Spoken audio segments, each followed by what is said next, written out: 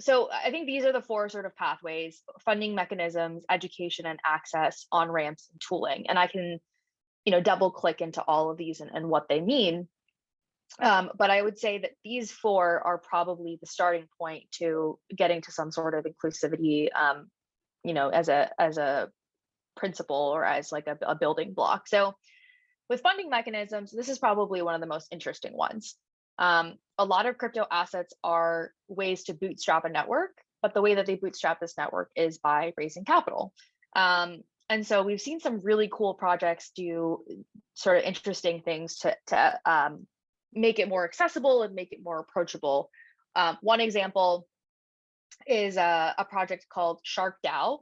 It's kind of a funny name, but it's basically this group that is pooling together their capital to purchase an NFT that is otherwise unaffordable, right? So an NFT that they believe has a ton of value, rather than needing an excessive amount of capital to be able to go purchase that NFT, you can pool together your capital in this Shark DAO and become a partial owner. So that's one thing.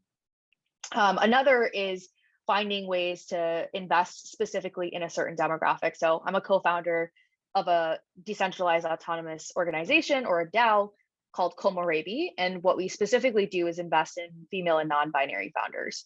So all of our work is really geared at, let's get some of these underrepresented groups the capital that they need to really build whatever it is that they're building. Because again, reaching these audiences is also about who's building for these audiences and making sure that we have that diversity in terms of who's actually building this industry. Another, I think, funding example that's just interesting to think about is how can we raise capital from a group where, again, you want to be careful with just privacy, not privacy, but safety, and like making sure that people feel like they're not getting, scammed, but just providing pathways to invest earlier in projects when it's typically only reserved for accredited investors. And so that, I think, is just an interesting conversation of, what does it mean to be an accredited investor? Like what types of access does anybody deserve to have, or does it require that you have this accreditation, and what that really means? And so I think there's some work being done there too, to sort of break down that barrier. In terms of education and access, this is probably, the next most important, if not the most important pillar here. Financial inclusion, I think, can only come when you also have education and access to go along with it, because, I never want anyone to feel as though they're investing in things they don't understand. To me, if you don't understand it, don't buy it. That is like the ultimate pillar of this of investing, right? And so Web3 stuff. So we have this like really great, some really great projects like Rabbit Hole or Layer 3 or Station that are focused on onboarding users into the Web3 world, but doing so in a way that is going to teach them as well, not just, say, you can buy $5 of a cryptocurrency, but learn about this cryptocurrency, use it, find ways where you can feel like you're, it's part of your learning journey as well. And so I think the more tools we have on the education and access side, the better it'll be for getting new people into the industry. On-ramps is a really cool one. I think the key with on-ramps is that it's really important to find ways for people to participate without feeling like they have to take a huge risk.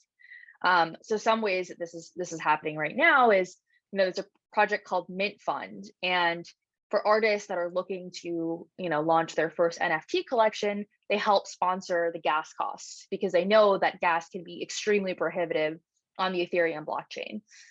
So this is sort of this, and it's specifically for, I believe, for people of color, for artists of color, but just the ability to say, hey, like, you've created this amazing work, we want you to participate, and we know that spending a couple $1,000s on gas might not be feasible for you. So that's a great way to get onboarded into the industry without having to put up the upfront capital.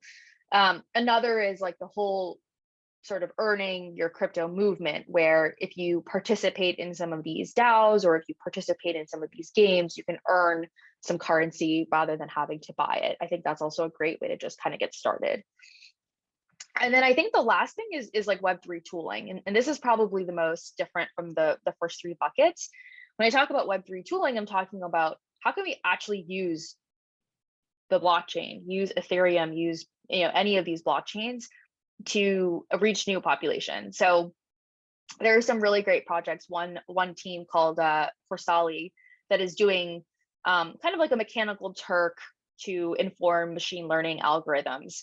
And what they're doing is they're going and finding folks in the African continent and finding a number of population who have access to a phone and Wi-Fi and can participate in the mechanical Turk, and then they're paying them in stable coins.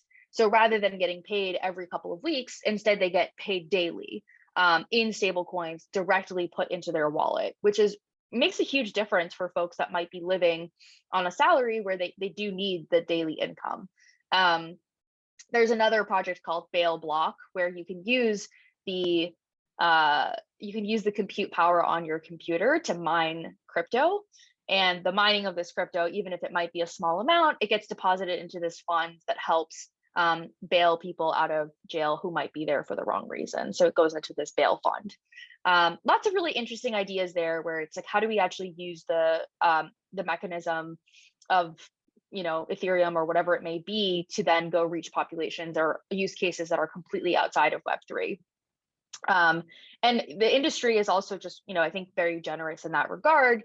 There's a lot of different avenues of donating crypto or, being able to fund things that are outside of the Web3 world, but doing it through the crypto that people have been able to gain.